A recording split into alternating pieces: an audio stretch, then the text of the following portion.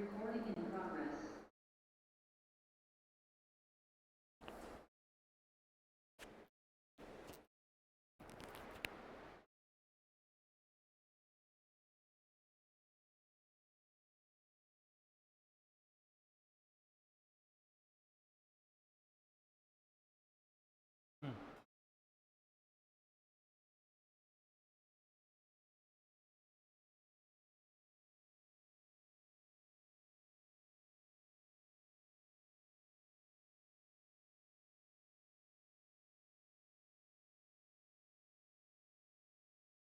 మా capital gains అక్కడ వరకు రాసాం ఇండెక్స్. ఫస్ట్ నుంచి రాద్దాం. ఫస్ట్ చాప్టర్ ఏం చెప్పాను?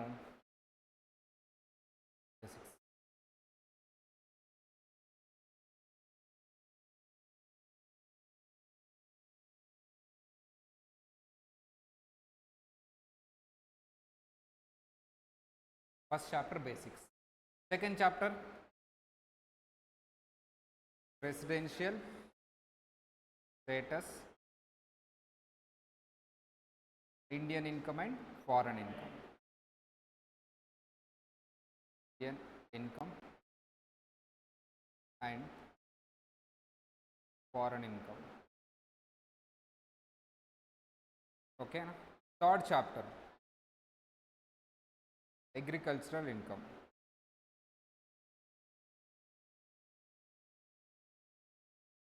Fourth chapter income from house property.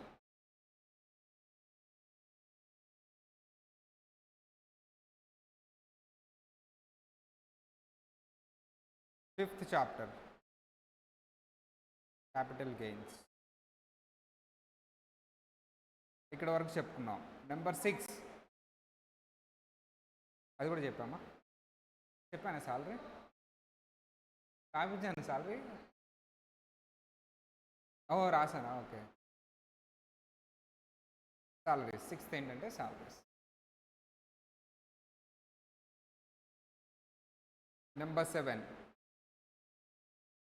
PGBP, profit or gain from business or profession. Profit or gains from business or profession. Profit or gains from business or profession. Profit or gains from business or profession.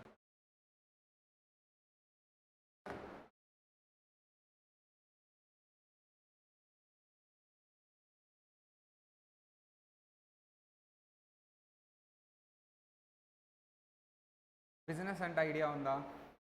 Profession అన్న business అన్న idea ఉందా అమ్మా? దాని గురించి ఈ chapter అంతా ఉంటుంది. Business are profession గురించి ఈ చాప్టర్ ఉంటుంది.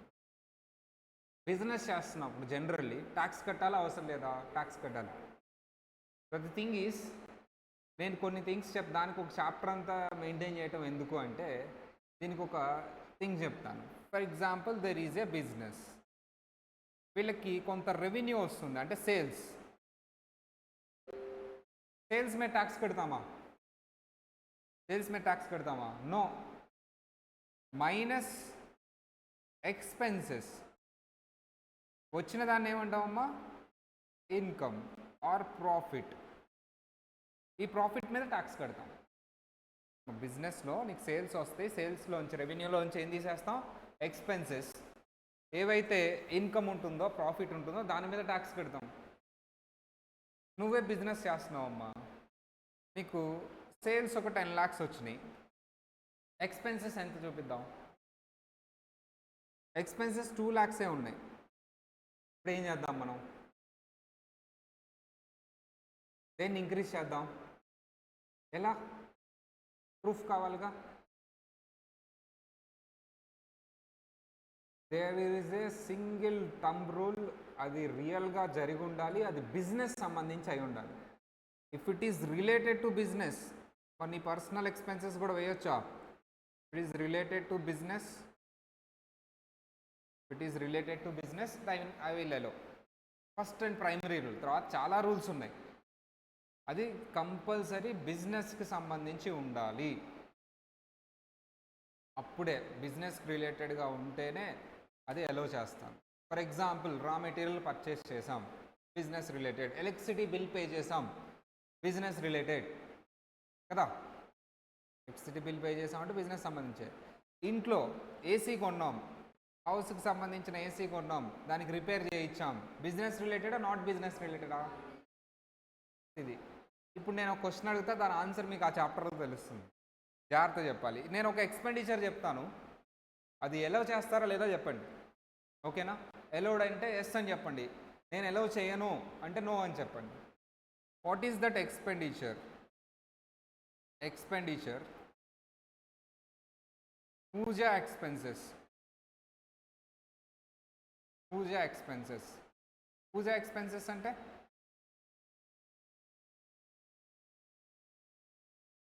పూజా ఎక్స్పెన్సెస్ అంటే పూజ చేస్తూ ఉంటాం కదా, ఎక్స్పెన్స్ అవుతాయా? అవుతాయి. పూలదండ వేయాలి, అగరబత్తి, ఇలా డైలీ అగరబత్తి వేయించి పూలదండ వేస్తూ ఉంటాడు. అలా కొంత ఎక్స్పెన్స్ అయ్యి 2000 3000 whatever the case maybe. ఎక్కడ పూజ చేస్తున్నాడు? ఆఫీస్లో చేస్తారు. అలాగా ఎలోడా నాట్ ఎలోడా? ఎలోడా నాట్ ఎలోడా? ఆన్లైన్ వాళ్ళు కూడా చెప్పాలమ్మా. మంచి క్వశ్చన్. పూజ ఎక్స్పెన్సెస్ ఎలోడా నాట్ ఎలోడా? బిజినెస్ సంబంధించి అయితే ఎలోడు, ఆ ఎక్స్పెన్స్ బిజినెస్ సంబంధించి ఉంటే మాత్రం ఎలో చేయాలి, లేదా ఎలో చేయకూడదు. ఇన్కమ్ ట్యాక్స్లో పూజ ఎక్స్పెన్సెస్ ఎలోడా నాట్ ఎలోడా? నాట్ ఎలోడా? నువ్వు ఎలోడా అమ్మా? ఎందుకు నాట్ ఎలోడు? పూజకి బిజినెస్కి ఏం సంబంధం ఉంది సార్? హోటల్లోడు ఏం చేస్తారమ్మా బిజినెస్ ఎక్స్పెన్స్ అంటే? దోశ పిండి ఇవి కదా. పూజ ఎక్స్పెన్స్ ఎట్లా వస్తుంది?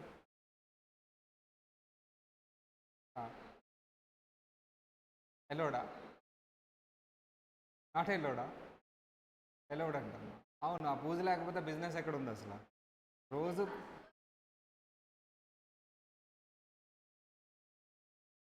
పూజ చేస్తాం. అవునమ్మా, పూజ చేయకపోతే బిజినెస్ ఎక్కడ రన్ అవుతుంది అక్కడ? రోజు రెగ్యులర్గా ఓపెన్ చేసినప్పుడు పూజ చేస్తున్నావు కాబట్టి బిజినెస్ రన్ అవుతుంది. Without puja there is no business. కోర్టులో ఇదే జరిగింది. ఇన్కమ్ ట్యాక్స్ డిపార్ట్మెంట్ ఏమో పూజకి నీ బిజినెస్కి సంబంధం ఏంది అంటాడు. క్లయింట్ తాలూకా లాయర్ ఏమో అసలు ఆ పూజ చేయకపోతే బిజినెస్సే లేదంటాడు. కళ్ళు పోతే చంపలేసుకో అంటాడు.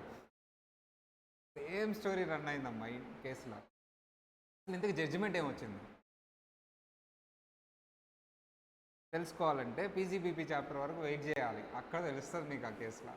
అలా మనం ఏ ఎక్స్పెన్స్ ఎలో చేయాలి, ఏ ఎక్స్పెన్స్ ఎలో చేయకూడదు అనే టాపిక్కే పీజీబీపీ. ఓకేనా? ఇన్కమ్ ఎలో ఏం లేదు, నువ్వు వేసేసే మొత్తం. ఎక్స్పెన్సెస్నే డిపార్ట్మెంట్ అన్నీ ఇవ్వదు. అది ఏంటి అని తెలుసుకోవాలంటే పీజీబీపీ చాప్టర్, మొత్తం చాప్టర్ అదే దాని మీద రివాల్వ్ అవుతూ ఉంటుంది. Simple base line. R&D is the business expense, related కదా డైరెక్ట్లీ. పూజ ఎక్స్పెన్స్ అనేది మీరు చెప్పాలి. ఇక చెప్పండి, థింక్ చేయండి, గెస్ చేయండి మీరు. పూజ ఎక్స్పెన్స్ ఎలోడా డిజెలోడా? గెస్ చేయండి. కేసులో జడ్జిమెంట్ ఏమొస్తుందో చెప్పండి. జడ్జిమెంట్ ఎలోడ్ అని వచ్చి ఉంటుందా, డిజెలోడ్ అని వచ్చి ఉంటుందా? ఎలోడ్ అనే వస్తుందా? వేర్ ఈజ్ ద రిలేషన్ అమ్మా బిజినెస్ సంబంధించి చెప్పమ్మా. R&D there is a relation. ఆ ప్రోడక్ట్ వచ్చిందంటే రీసెర్చ్ చేశాను, లింక్ ఉంది. ఏది లింక్? ఏది? పూజ చేయటం వల్ల సేల్స్ పెరిగినాయి అని, పూజ చేయటం వల్ల ఇదని ఏది చూపించమ్మా. లేదు కదా లింకు. ఉందా? కేసులో అదే జరిగిందమ్మా. సో ఇవే 5 హెడ్స్ రాస్తే ఇంకో హెడ్ ఉంది, ఇన్కమ్ ఫ్రమ్ అదర్ సోర్సెస్.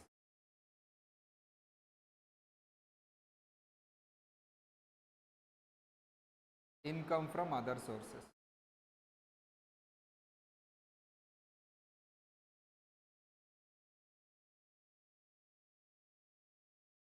ఇక్కడంతా ప్లెయిన్గా వెళ్తూ ఉంటుంది సార్. అంటే ఏ హెడ్లో రాని ఇన్కమ్స్ అన్నీ ఈ హెడ్లో వస్తాయి. ఎగ్జాంపుల్ గిఫ్ట్ వస్తే నీకు ఇన్కమే, అది ట్యాక్స్ కట్టాలి. కానీ కొన్ని సిచ్యువేషన్స్లో గిఫ్ట్ వస్తే ట్యాక్స్ కట్టాల్సిన అవసరం లేదు. కొన్ని సిచ్యువేషన్స్లో నీకు గిఫ్ట్ వస్తే ఎంత వచ్చినా సరే ట్యాక్స్ కట్టాల్సిన అవసరం లేదు. నిజానికి గిఫ్ట్ వస్తే ట్యాక్స్ కట్టాలి 50,000 కంటే ఎబో వస్తే. కానీ కొన్ని సిచ్యువేషన్స్లో గిఫ్ట్ వస్తే ట్యాక్స్ కట్టాల్సిన అవసరం లేదు. ఏంటి అందులో ఒక సిచ్యువేషన్ చెప్పు అంటే మ్యారేజ్. నువ్వు మ్యారేజ్ చేసుకుంటున్నప్పుడు నీకు వచ్చిన గిఫ్ట్ వాల్యూస్ ఏవైతే ఉన్నాయో వాటి మీద ట్యాక్స్ కట్టాల్సిన అవసరం లేదు. అలాంటి సిచ్యువేషన్స్ రాస్తూ ఉంటాడు ఇక్కడ. ఓకేనా? సింపుల్ చాప్టర్, చాలా చిన్న చాప్టర్ అమ్మ, ఈజీగా ఉంటుంది, బాగుంటుంది, స్కోర్ కూడా వస్తుంది మనకి. అన్ని హెడ్స్లో బాగా స్కోరింగ్ వచ్చి చిన్న చాప్టర్ ఏదైనా ఉంది అంటే అది ఇదే, ఇన్కమ్ ఫ్రమ్ అదర్ సోర్స్. సరే, 8 చాప్టర్స్ అయిపోయిన తర్వాత మనం చెప్పబోయే 9th చాప్టర్. ఇంకా హెడ్స్ అయిపోయినాయి, సిలబస్ ఆల్మోస్ట్ అయిపోయినట్టే డీటీ. మిగతా అన్ని మిస్లీనియస్ చాప్టర్స్, అంటే చిన్న చిన్న టాపిక్, హాఫ్ పేజ్ ఉంటుంది ఒక్కొక్కటి. అందులో ఫస్ట్ వన్ ఏంటి సార్ అంటే క్లబ్బింగ్ అంటే చిల్డ్రన్ ఇన్కమ్ని పేరెంట్స్ దాంట్లో క్లబ్ చేయటం. క్లబ్బింగ్, చిల్డ్రన్ ఇన్కమ్ని పేరెంట్స్ దాంట్లో క్లబ్ చేయటం.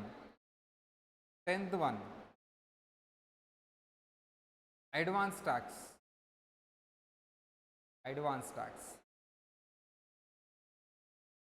11th one return of income. చిన్న టాపిక్స్ అమ్మా ఇవన్నీ. చాప్టర్ అంటాం కంటే టాపిక్ అంటాం best. Clubbing, advance tax, return of income. ROI అంటే ఏంటమ్మా? Return of income. నెక్స్ట్ ఈ 3 అయిపోయిన తర్వాత we have this set of and carry forward. Set of and carry forward అసలు ఈ చాప్టర్సే కాదు, చిన్న topics. 13 TDS and TCS, tax deducted at source, tax collected at source. కంగారు పడిపోయి ఫుల్ ఫామ్స్ రాయడానికి ట్రై చేయొద్దు, ఆ చాప్టర్ దగ్గర వస్తుంది, మీరు అలాగే రాయండి. మళ్ళీ నాకు ఫోన్ చేసి నాకు మెసేజ్లు పెట్టొద్దు, టీడీఎస్ ఫుల్ ఫామ్ ఏంటి, టీసీఎస్ ఫుల్ ఫామ్ ఏంటి అని. అక్కడ వస్తుంది. Number 14 deductions. Number 14 deductions. Number 14 ఏంటమ్మా? డిడక్షన్స్. 15 అసెస్మెంట్స్. 16 ఏఎంటీ అలాగే రాయండి.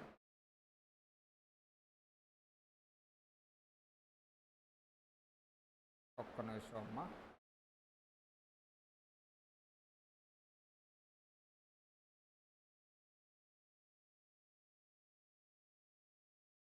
కొన్ని చాప్టర్స్ క్లబ్ చేశాను నేను, అది రాస్తాను.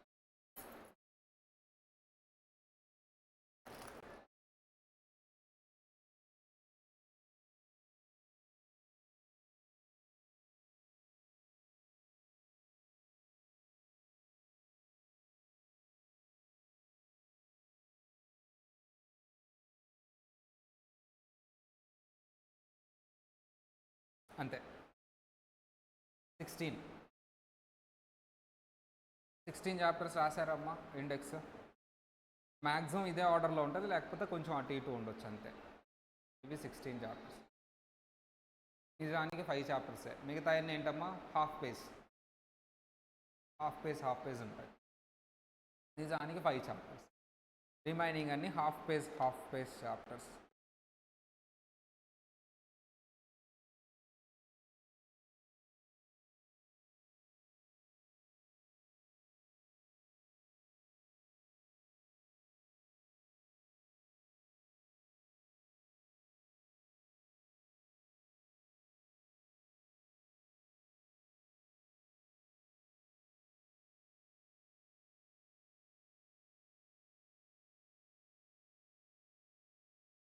Chapter 1 basics. ఆల్రెడీ మనం చెప్పుకున్నాం ట్యాక్స్ అంటే ఏంటి, ఇన్కమ్ అంటే ఏంటి, ఈ చాప్టర్లో తెలుసుకోబోతున్నాం అని. ఫస్ట్ అసలు ట్యాక్స్ అనే వర్డ్ ఎక్కడి నుంచి జనరేట్ అయింది?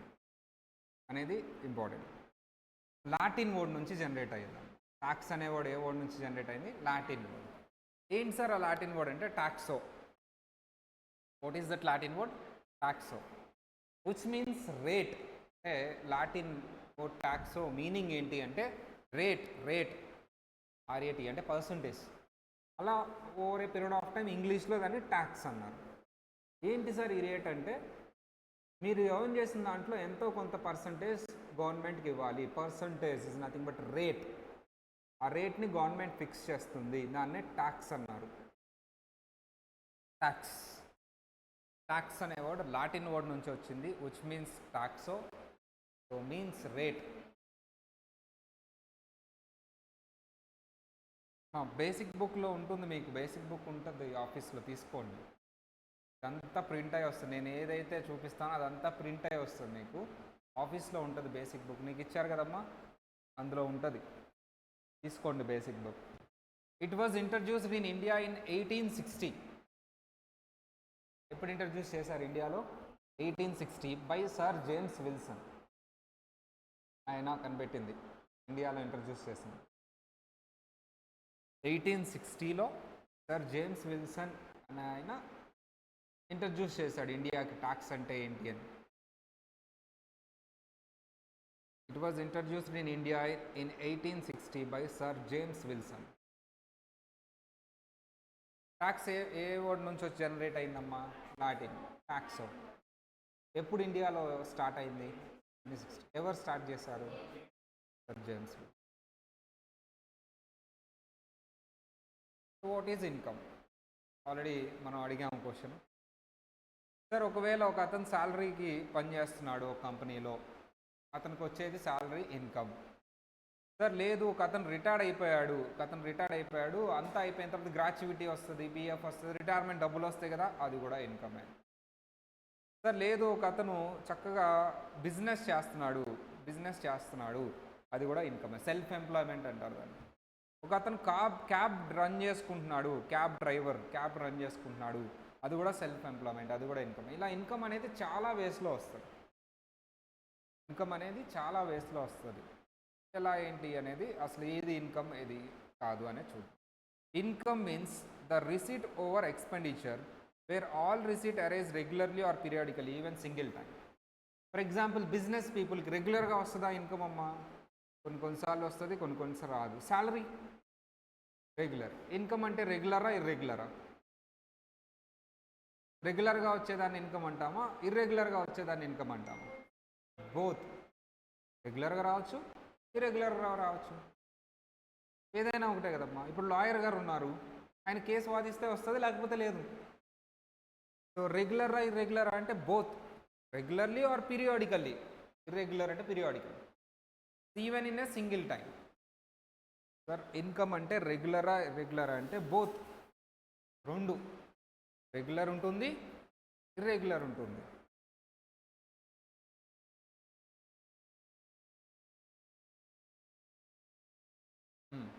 ఏం రాయక్కర్లేదు, నేను చెప్తాను, నేను చెప్పింది రాయండి sir. Then what is tax? Who will charge tax? Tax ఎవరికి పే చేయాలి? Government. Tax is the fees charged by government. Tax is the fees charged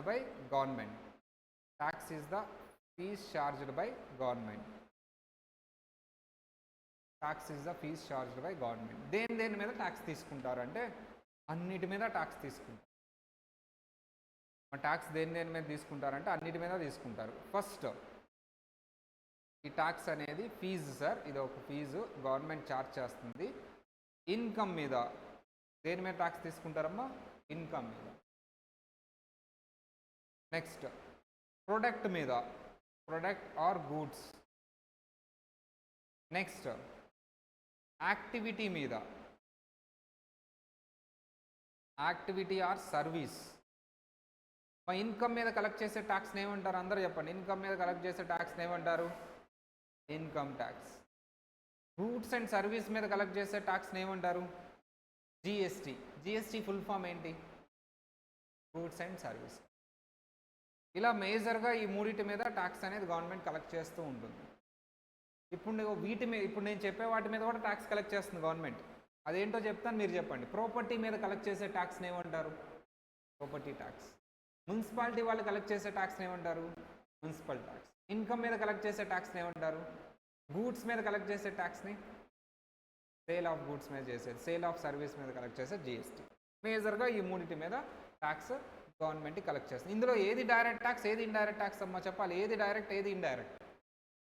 income tax direct, ఎందుకంటే ఎవరైతే కట్టాలో వాళ్ళే గవర్నమెంట్కి కడతారు డైరెక్ట్గా. జిఎస్టీ ఇండైరెక్ట్, ఎందుకంటే మీరు షాప్ కీపర్కి పే చేస్తారు, షాప్ కీపర్ గవర్నమెంట్కి పే చేస్తారు. ఇండైరెక్ట్. మీరు డైరెక్ట్గా గవర్నమెంట్కి కడుతున్నారా? నో, ఇండైరెక్ట్గా ఇస్తున్నారు. చదవండి అమ్మా ఒకసారి. ట్యాక్స్ డెఫినేషన్ చదవాలి. ఇన్కమ్ డెఫినేషన్ వస్తుంది, అక్కడ చదువుదాం. జస్ట్ ఇంట్రొడక్షన్ ఇచ్చాను అంతే. ట్యాక్స్ డెఫినేషన్ చదవండి అందరూ. ట్యాక్స్ డెఫినేషన్ అందరూ చదవాలి.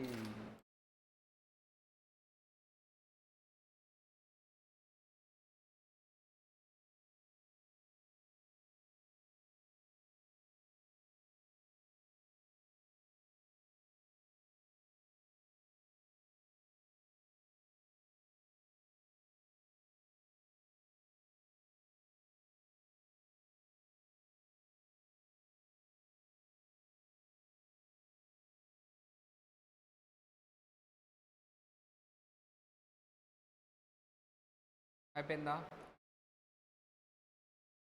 చూద్దాం, చిన్నగా చూద్దాం ఒక్కొక్కటి. డైరెక్ట్ అంటే ఏంటి, ఇండైరెక్ట్ అంటే ఫస్ట్ ఒక్కొక్కటి వద్దాం. ఇలా ట్యాక్స్ కలెక్ట్ చేసింది ఏం చేస్తుందమ్మా గవర్నమెంట్?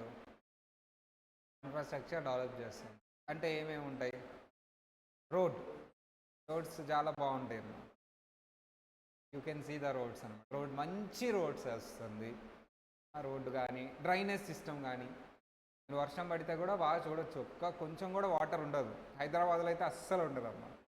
అవుట్ సైడ్ ఇండియా ఏమన్నా ఉంటుందేమో కానీ హైదరాబాద్లో అస్సలు డ్రైనేజ్ సిస్టమ్ చాలా బాగుంటుంది. ఏదైనా డ్యామ్ కడితే అది ఒక 100 years పాటు అలాగే ఉంటుంది. డ్యామ్స్ చాలా బాగా యూజ్ చేస్తారు డబ్బుల్ని. డ్యామ్స్ కడతారు, రోడ్స్ బాగా వేస్తారు. హైదరాబాద్ మొత్తం అన్ని రోడ్స్ ఉన్నాయి. ఆంధ్ర అయితే ఇక అసలు మాట్లాడడానికి వీల్లేదన్న. ఓకేనా? రోడ్డు మధ్యలో స్విమ్మింగ్ పూల్స్ కట్టుకున్నాం మేము. ఓకేనా? రోడ్డు మధ్యలో స్విమ్మింగ్ పూల్స్ కట్టుకున్నాం. ఏదైనా చెట్టు అడ్డు వస్తే పక్క నుంచి వేసుకున్నాం రోడ్డు. చెట్టు దేని తీసేయలేదు మేము. చాలా మంచిగా రోడ్డు బాగుంటుంది. స్కూల్స్, గవర్నమెంట్ స్కూల్స్ అవన్నీ చాలా బాగుంటాయి. ఇంగ్లీష్ టు ఇంగ్లీష్ ఉంటుంది ఆంధ్రప్రదేశ్లో అయితే. స్కూల్స్ అన్నీ ఇంగ్లీష్ టు ఇంగ్లీష్ ఉంటాయి. తెలంగాణ స్కూల్స్ కూడా బాగుంటాయి అమ్మ. హాస్పిటల్స్ ఇంకా అసలు ఎవ్రీ టైం బిజీగా ఉంటాయి హాస్పిటల్. అంత బాగుంటే అంత బిజీ ఉంటుందో మీరు ఆలోచించుకోండి. బెడ్స్ కూడా సరిపోవు, అందుకని కింద కూడా పడుకుంటారనమాట పేషెంట్స్. సో హాస్పిటల్ బయట కూడా ట్రీట్మెంట్ చేస్తూ ఉంటారు. అలా ఉంటాయి హాస్పిటల్, చాలా బాగుంటాయి. అలా మన ట్యాక్స్ అన్నిటినీ ఇలా ఇన్ఫ్రాస్ట్రక్చర్ డెవలప్మెంట్కి వీటికి యూజ్ చేస్తూ ఉంటారు. ఓకేనా? రోడ్లు ఇంకా డిఫెన్స్, మిలిటరీ వీటికి కూడా యూజ్ చేస్తూ అలా అన్నమాట. కాబట్టి ట్యాక్సులు కట్టండి అందరూ. రోడ్లు కావాలా వద్దా? మీకు కావాలి కదా, ట్యాక్సులు కట్టండి బాగా సంపాదించి. So what is the basis of taxation in India? A philosophy follow అవుతున్నావు నువ్వు ఇండియాలో టాక్సేషన్? నేను ఒక పదం చెప్తాను, అది ఎక్కడైనా విన్నారేమో చెప్పండి అమ్మా. ఏ సిస్టమ్ ఫాలో అవుతాం ఇండియాలో మనం? ప్రోగ్రెస్. తెలుసా? విన్నారా? మనం స్టోరీ చెప్పుకున్నాం. I think day before yesterday. ముగ్గురు సన్స్ ఉంటారు. ఎక్కువ ఇన్కమ్ ఉన్న వాళ్ళు ఎక్కువ ట్యాక్స్ పే చేయాలి. Because we are following progressive taxation. What is meant by progressive taxation? The more we earn, the more we need to pay tax. The more we earn, the more we need to pay tax. The more we earn, the more we need to pay tax. ఎక్కువ సంపాదించే వాళ్ళు ఎక్కువ ట్యాక్సులు pay చేయాలి. ఎక్కువ సంపాదించే వాళ్ళు ఎక్కువ ట్యాక్సులు పే చేయాలి. మీ ఇన్కమ్ ఇంక్రీజ్ అయ్యే కొద్దీ మీ ట్యాక్స్ కూడా ఇంక్రీజ్ అవుతుంది, ట్యాక్స్ రేట్ కూడా. ఫర్ ఎగ్జాంపుల్ మీకు 5 lakh రూపీసే ఉన్నాయి ట్యాక్స్ డబ్బులు. 5% to 10% ట్యాక్స్ పడుతుంది. 5 lakh కంటే ఎబో డబ్బులు ఉంటే 30% ట్యాక్స్ కూడా పడుతుంది. అంటే ఇన్కమ్ ఇంక్రీజ్ అవుతుంటే ఏది కూడా ఇంక్రీజ్ అవుతుందమ్మా? Tax rate. అంటే ఏంటి? డబ్బులు ఎక్కువ ఉన్న వాళ్ళకి ట్యాక్స్ రేట్ ఇంక్రీజ్ చేస్తూ ఉంటారు. I have a doubt. Income tax అనేది ప్రోగ్రెసివ్ టాక్సేషన్ ఫాలో అవుతుంది, మంచిది ఫిలాసఫీ అని అనుకున్నాం. నాకు వచ్చిన డౌట్ ఏంటంటే, ఒక షాప్ ఉంది. ఆ షాప్‌లో ఒక సోప్ కొన్నాడు ఒక బెగ్గర్ వచ్చి. అంటే అతని దగ్గర ఆ సోప్ కొనడానికి మాత్రమే డబ్బులున్నాయి. అతను వచ్చి సోప్ కొన్నాడు. టాక్స్ ఉంటుందా? ఉండదా? ముఖేష్ అంబానీ గారు వచ్చారు అదే షాప్‌కి కారులో. అతను కూడా సోప్ కొన్నాడు. టాక్స్ ఉంటుందా? ఉండదా? ఇద్దరికి ఒకే టాక్స్ తీసుకుంటారా? డిఫరెంట్ ఉంటుందా? సేమ్. జీఎస్టీ. ఇన్‌కమ్ టాక్స్ అంటున్నానా? జీఎస్టీ అంటున్నానా? ఉన్న వాళ్ళ దగ్గర ఎక్కువ, లేని వాళ్ళ దగ్గర తక్కువ అలాంటిది ఏముంటుందా? అందరికీ ఈక్వలా? రిగ్రెషన్. రిగ్రెసివ్ అంటే నువ్వు నీ దగ్గర డబ్బులు ఉన్నాయా లేదా ఇర్రెలెవెంట్, మాకు సేమ్ అమౌంట్ ఆఫ్ ట్యాక్స్ తీసుకుంటాం. ముఖేష్ అంబానీ దగ్గర ఎంత ట్యాక్స్ తీసుకుంటున్నామో ఏమీ లేని వాళ్ళ దగ్గర కూడా అంతే ట్యాక్స్ తీసుకుంటాం. ఇన్కమ్ ట్యాక్సా జిఎస్టీనా అమ్మ? జిఎస్టీ. జిఎస్టీ ప్రోగ్రెసివ్ సిస్టమా రిగ్రెసివ్ సిస్టమా? Regressive. There is no difference between rich and poor. ఏది బెస్ట్?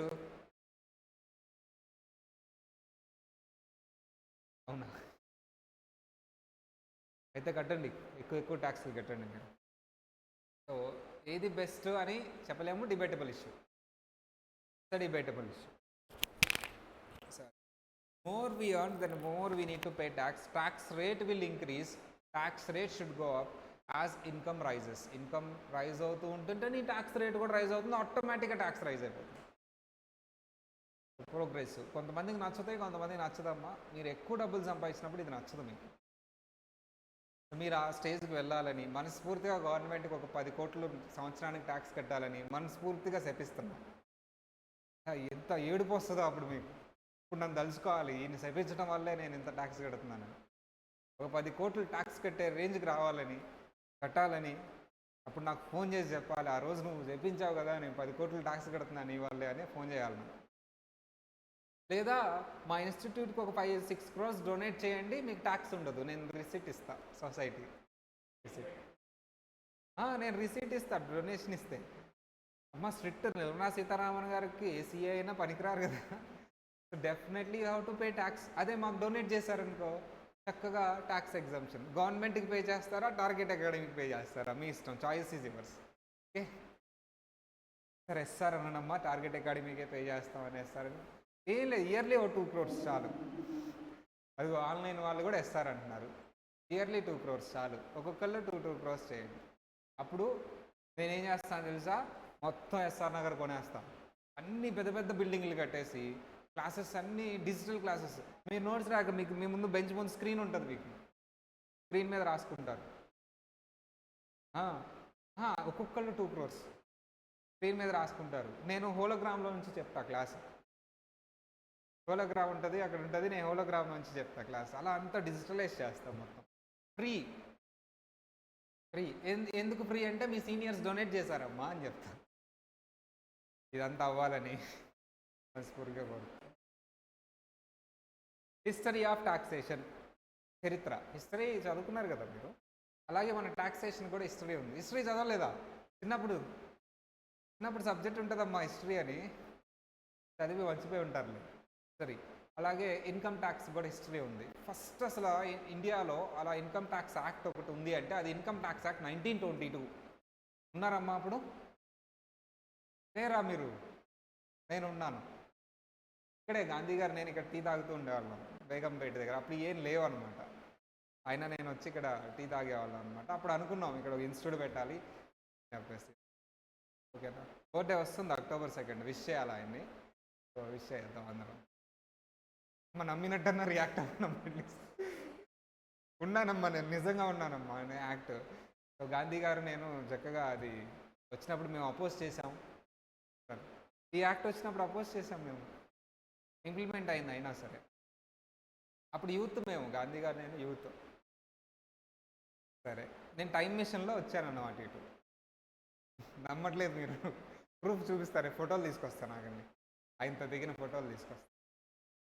సరే ఇన్కమ్ ట్యాక్స్ యాక్ట్ 1961 తర్వాత మనం రాసుకున్నాం. ఇండిపెండెన్స్ ఎప్పుడు వచ్చింది?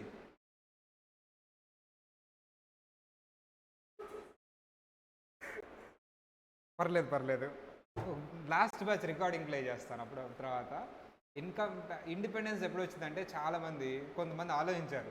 కొంతమంది 1945 అన్నారు. కొంతమంది ఏమో ఆలోచిస్తున్నారు 45 46 47 అని. నేను ఇప్పుడు వాళ్ళని ఒకే ఒక క్వశ్చన్ అడిగానమ్మా. అమ్మ మీరందరూ కరోనా బ్యాచా అని అడిగాను. 10th క్లాస్ కరోనానా ఇంటర్ కానీ అంటే ఎస్ సార్ అన్నారు అందరూ. ఓకే తప్పలేదమ్మా అన్నాను. So what is the independence year ఏంటమ్మా? 1947. ఇండిపెండెన్స్ వచ్చిన తర్వాత మనం యాక్ట్ రాసుకున్నాం. అప్పటి వరకు 1922 యాక్టే ఫాలో అయ్యాం. ఇండిపెండెన్స్ వచ్చిన తర్వాత మనం యాక్ట్ రాసుకున్నాం. దాని పేరే 1960. అన్ని ఇయర్స్ టైం పట్టింది మనకి ప్రిపేర్ చేయడానికి, మొత్తం ఫైనలైజ్ చేయడానికి. అదో పెద్ద స్టోరీ చెప్తా నేను. 1961 ఒక మూవీ ఉంటుంది, బాగుంటుందమ్మా. గాంధీ గారు, అంబేద్కర్ గారు అండ్ వల్లభాయ్ పటేల్ అందరూ మాట్లాడుకుంటూ ఉంటారు. మూవీ ఇస్ దార్ హిందీ ఏం నాకు తెలియదు, నేనైతే మూవీ చూసేసాను. నేను 2-3 సార్లు చూస్తూ ఉంటాను. అది నెట్ఫ్లిక్స్లోనూ ప్రైమ్లోనూ ఉంటుంది, రెండిట్లో ఎక్కడో చోట ఉంటుంది. చాలా బాగుంటుందమ్మా, చూడండి. అక్కడ నేను చెప్పే కొన్ని లింక్ అవుతాయి. అన్ని డీటెయిల్గా చూపించలేదు, కొన్ని మాత్రమే చూపించారు. మిగతాది నేను చెప్తా క్లాస్లో, ఓకేనా? వచ్చింది ఒక పెద్ద స్టోరీ అది 1961. దాని తర్వాత ఇన్కమ్ ట్యాక్స్ రూల్స్ రాసుకున్నాం 1962. Act rules. నాకు ఒక డౌట్ వచ్చింది ఇప్పుడు నేను చెప్పిన స్లైడ్ మీద. నాకు డౌట్ వచ్చింది. ఇన్కమ్ ట్యాక్స్ యాక్ట్ 1922 ఉంది, ఇన్కమ్ ట్యాక్స్ యాక్ట్ 1961 ఉంది. ఈ రెండిట్లో ఏది చదువుకోవాలి? రెండు చదవాలా? రెండు చదవాలా, ఒకటే చదవాలా? అంటే simplifies question. Income tax act 1922 చదవాలా వద్దా? Yes or no? చదవాలా వద్దా? నోనా? వై? It is replaced. లేదు, ఇంకా 1922 లేదు, రీప్లేస్ చేసింది. ఎవరు రీప్లేస్ చేశారు? మరి నువ్వు ఎందుకు చెప్పావు క్లాస్లో? అవును, నువ్వు 61 చదవాలి కదా, 22 లేదు కదా, ఎందుకు చెప్పాను క్లాస్లో నేను? హెడ్డింగ్ ఏం పెట్టాను? మా హిస్టరీ. అందుకనే హెడ్డింగ్ హిస్టరీ అని పెట్టా. మీరు ఆ క్వశ్చన్ అడుగుతారనే నేను హిస్టరీ అని పెట్టా. ఉండేది చదవక్కర్లా, ఈజ్ అ హిస్టరీ. ఓకే, మరి ఏం చదవాలి చెప్పండి? 1961 తర్వాత రూల్స్ రాసుకున్నాం 1962. దాని తర్వాత వచ్చిన వెంటనే రూల్స్ రాసేసుకున్నాం. Then what is the difference between act and rules?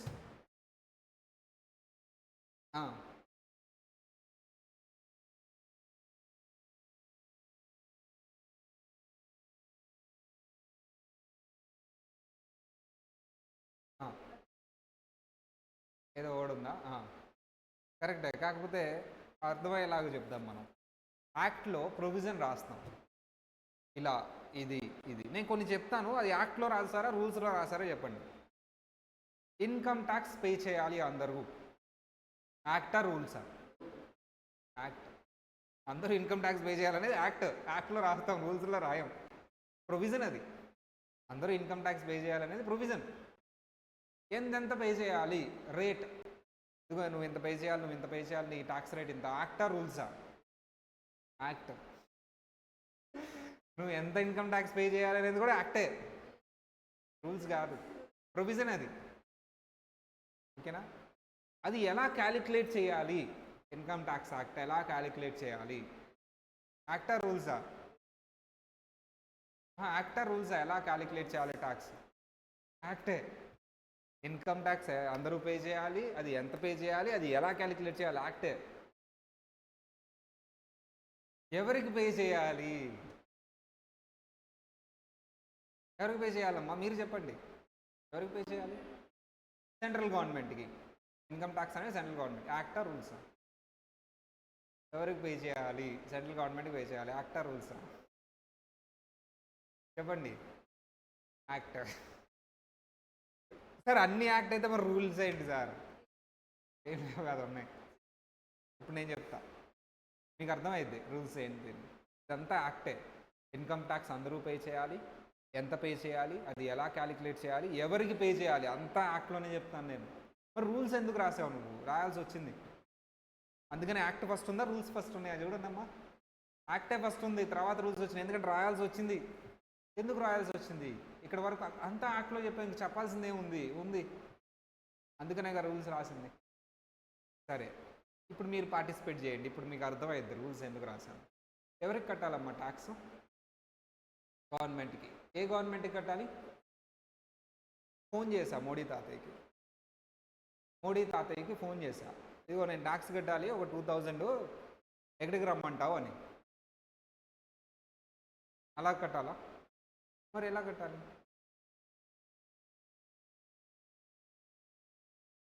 ఎవరు వాళ్ళు? ఢిల్లీ వెళ్ళాను ఫ్లైట్ వేసుకొని ఈవెన్ దో ఫ్లైట్ క్రాష్ అవుతున్నా ధైర్యంగా ఫ్లైట్ ఎక్కి ఢిల్లీ వెళ్ళాను. ఎవరిని కలవటానికి? మోడీ తాతయ్యని కలవటానికి వెళ్ళాను. ఎందుకు? మీరే చెప్పారు కదా సెంట్రల్ గవర్నమెంట్ కట్టమని. ఆయనే సెంట్రల్ గవర్నమెంట్ ఉంది కదా యాక్ట్లో సెంట్రల్ గవర్నమెంట్ కట్టమని, అందుకని వెళ్ళాను. కాదా? మరి మీరు చెప్పండి, ఎక్కడ కట్టాలో చెప్పండి. సెంట్రల్ గవర్నమెంట్ కట్టాలన్నారు, కడతాం. న్యూఢిల్లీ వెళ్ళి సెంట్రల్ గవర్నమెంట్ ఉంది అక్కడే కదా, మరి ఎలా కట్టాలో చెప్పండి, మీరు చెప్పండి. గెస్ చేస్తారు. ఎవరిని? ఇన్కమ్ ట్యాక్స్ అథారిటీసా? ఇక్కడే ఉందమ్మా ఇన్కమ్ ట్యాక్స్ ఆఫీస్. వెళ్ళాను ఇన్కమ్ ట్యాక్స్ ఆఫీస్కి వెళ్ళి, ఇదిగో 2000 రూపాయలు తీసుకో అన్నాడు. బయటికి పోమన్నాడు, బయటికి వెళ్ళిపో అన్నారు. ఎట్లా డబ్బులు తీసుకుంటాం, బయటికి వెళ్ళిపో అన్నాడు.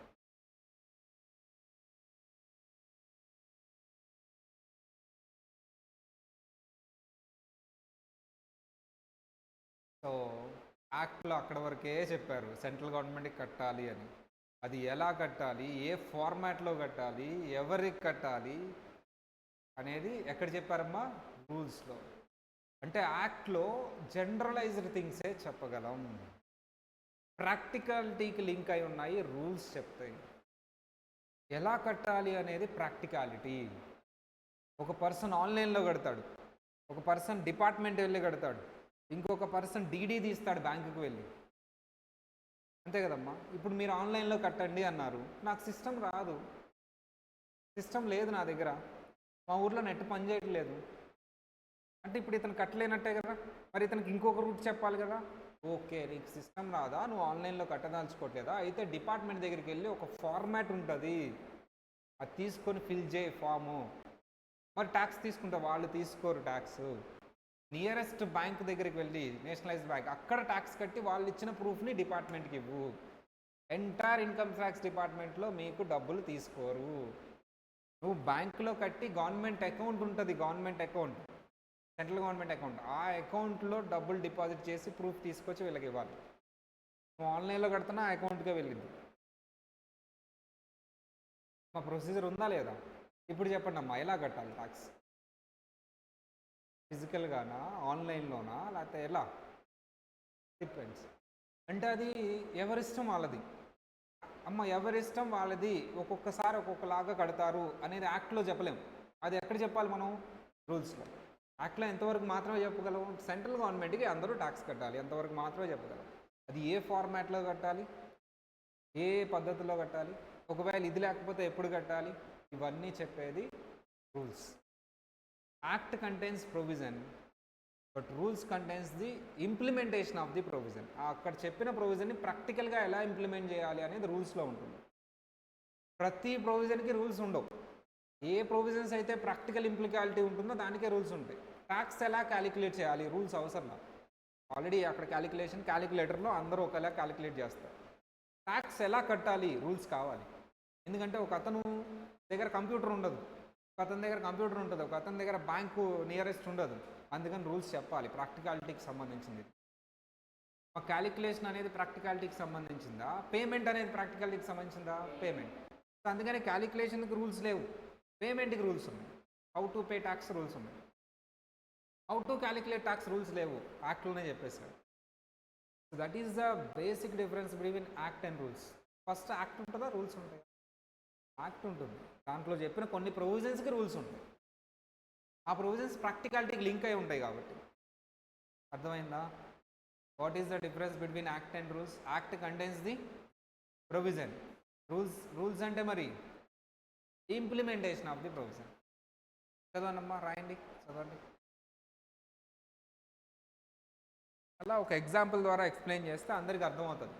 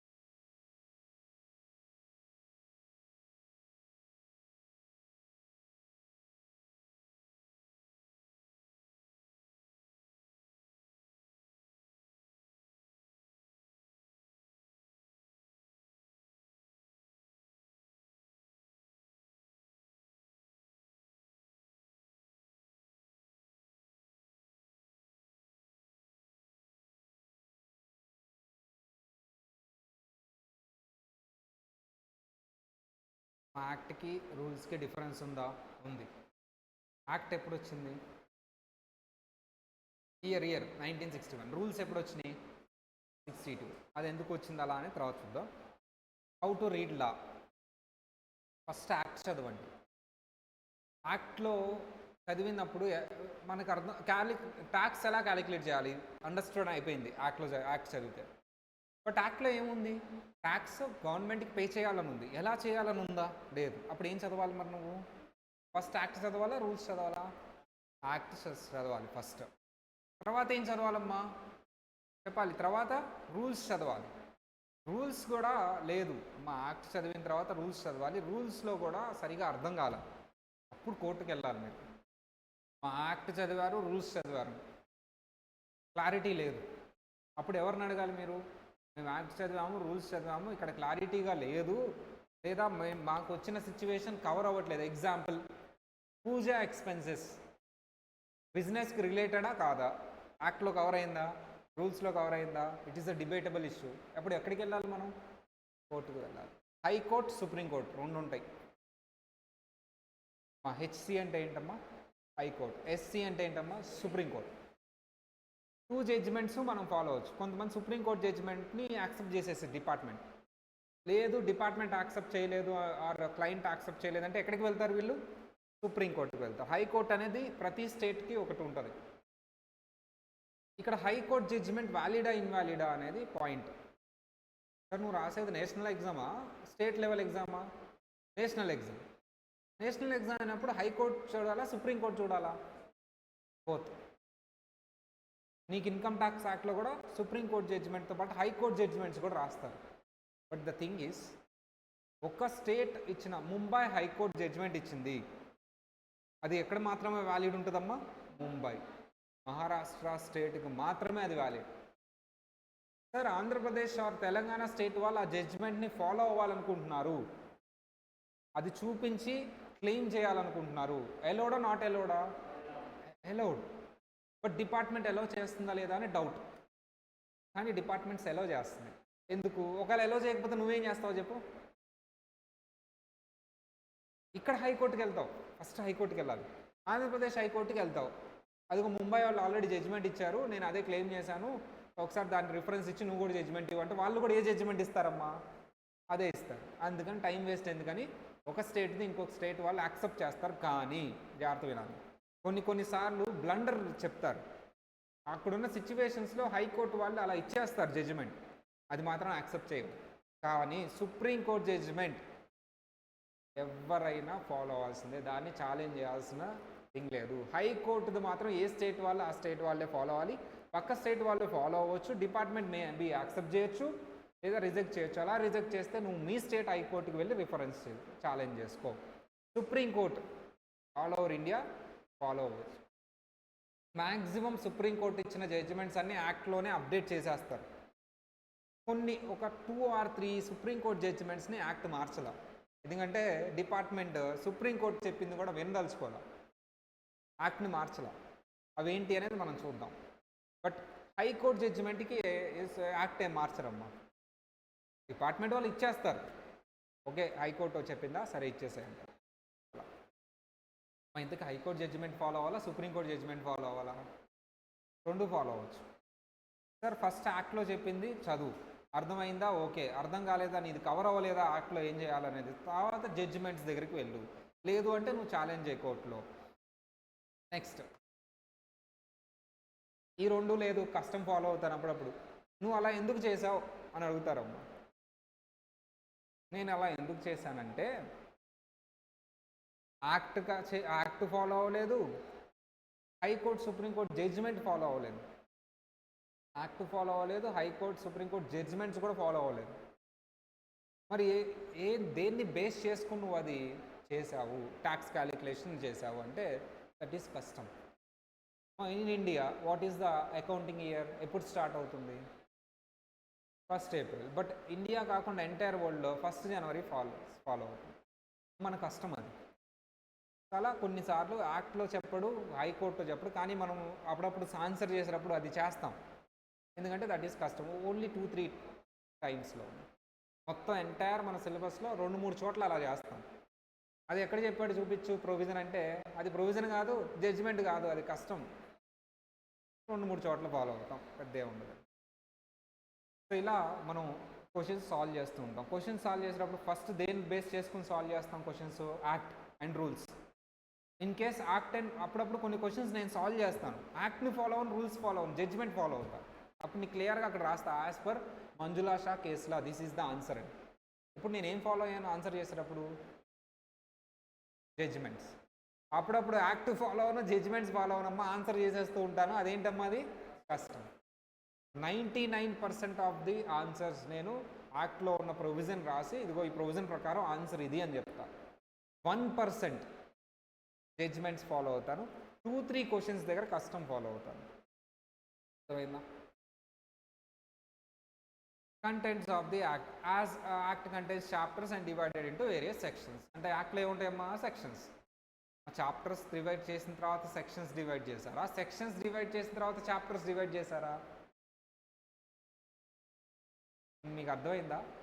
యాక్ట్లో చాప్టర్స్ సెక్షన్స్ ఉంటాయంట. ఫస్ట్ సెక్షన్సా చాప్టర్సా? ఫస్ట్ సెక్షన్సా చాప్టర్సా? ఏది చేశారు? ఫస్ట్ సెక్షన్స్ రాశారు, ఆ సెక్షన్స్ని గ్రూప్గా చేసి చాప్టర్స్ పెట్టారు. అమ్మా, ఫస్ట్ సెక్షన్స్ రాశారు, గ్రూప్ వైజ్ డివైడ్ చేసి ఆ సెక్షన్స్ని చాప్టర్స్ పెట్టారు. ఇప్పుడు నువ్వు సెక్షన్ నెంబర్స్ గుర్తుపెట్టుకోవాలా, చాప్టర్ నెంబర్స్ గుర్తుపెట్టుకోవాలా? బోత్. కానీ సెక్షన్ నెంబర్సే ఎక్కువ గుర్తుపెట్టుకోండి. Chapter numbers not popular. ఒక chapter popular, chapter 6 popular. 80 sections సంబంధించి. So sections are important. Group of sections are divided into chapters named as chapters.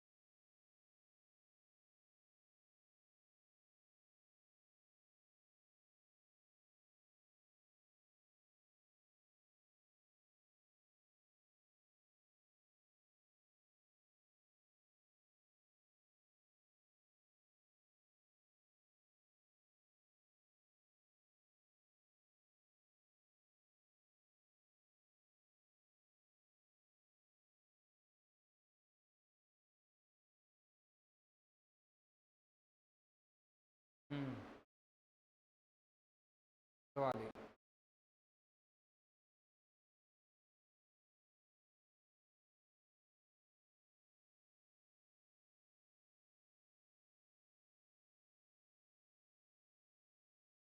Act also consider schedules కూడా ఉంటాయమ్మా. And it is followed by annexes. కొన్ని షెడ్యూల్సే మనం చదువుతాం CMA ఇంటర్లో, ఎనాక్సెస్ అయితే అసలు చదవము, ఫైనల్లోనే చదువుతాం. The overall story. First chapter start అయిపోయింది. ఫస్ట్ చాప్టర్ చెప్పుకుంటున్నాము. 2 minutes ఉంది కాబట్టి నేను కొన్ని ఇన్స్ట్రక్షన్స్ చెప్తానమ్మా.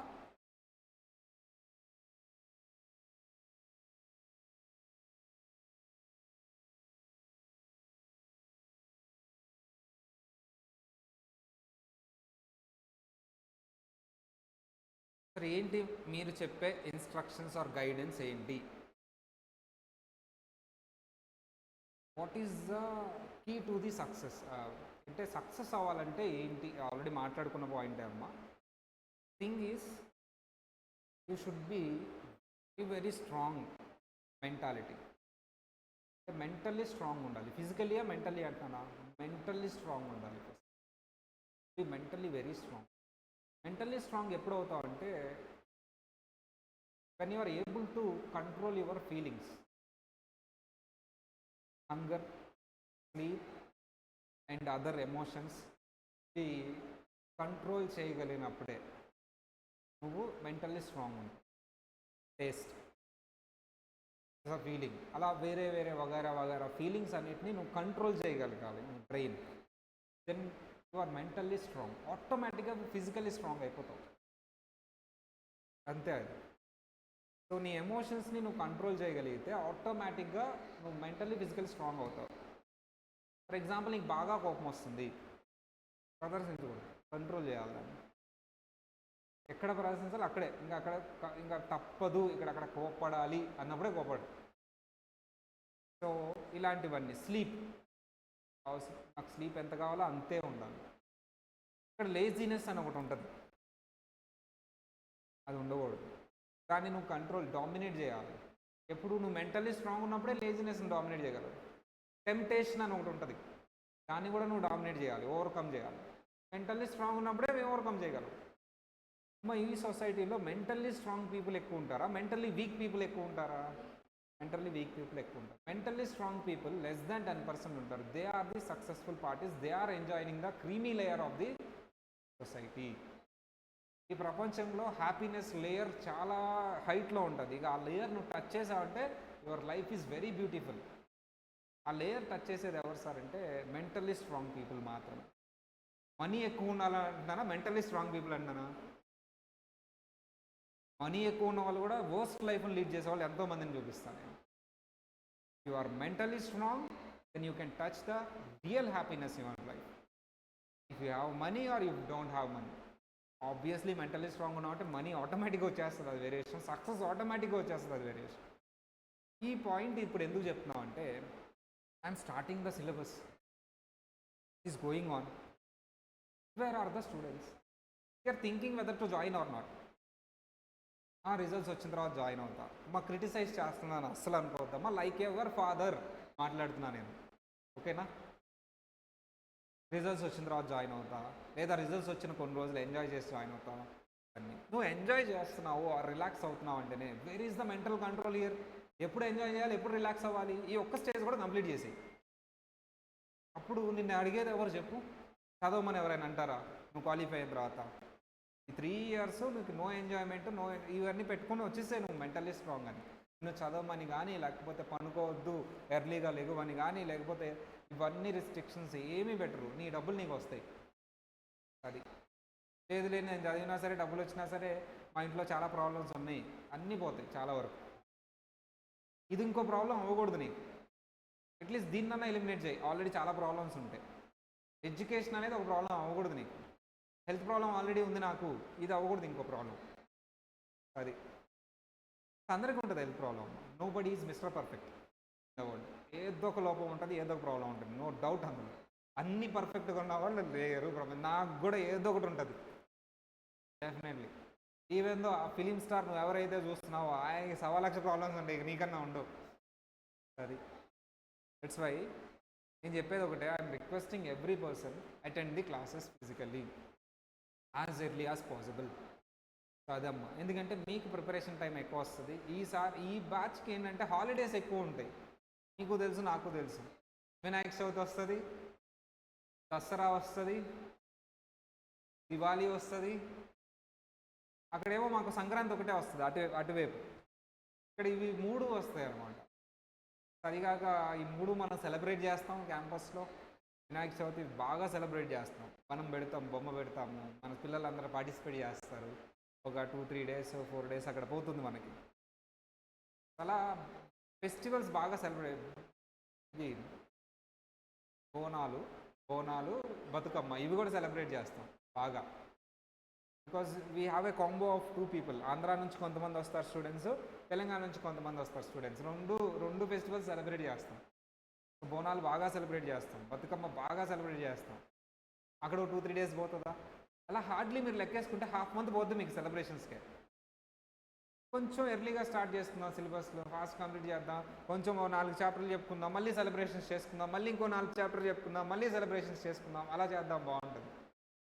సో మీరు మీ మెంటల్ ప్రెజర్ని కంట్రోల్ చేసుకొని, ఎమోషన్ కంట్రోల్ చేసుకొని వచ్చేసేయండి.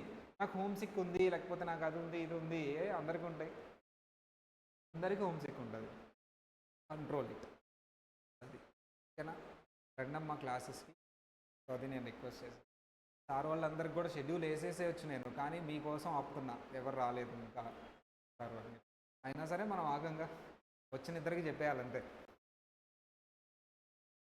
ఆన్లైన్ ఉన్నారు, బట్ వాళ్ళు ఫిజికల్గా రావాలి. నెక్స్ట్ క్లాస్ సార్ వస్తారమ్మా, బుక్స్ ఓపెన్ చేసి ఉంచండి. ఐ థింక్ నెక్స్ట్ క్లాస్ లేదు కదా, ఎవరు ఇంకా టైం ఉంది కదా. ఇవాళ విశ్వాసారు హాలిడే ఆఫ్టర్నూను, అందుకని క్లాస్ మిస్ అయింది. బ్రేక్ తీసుకోండి.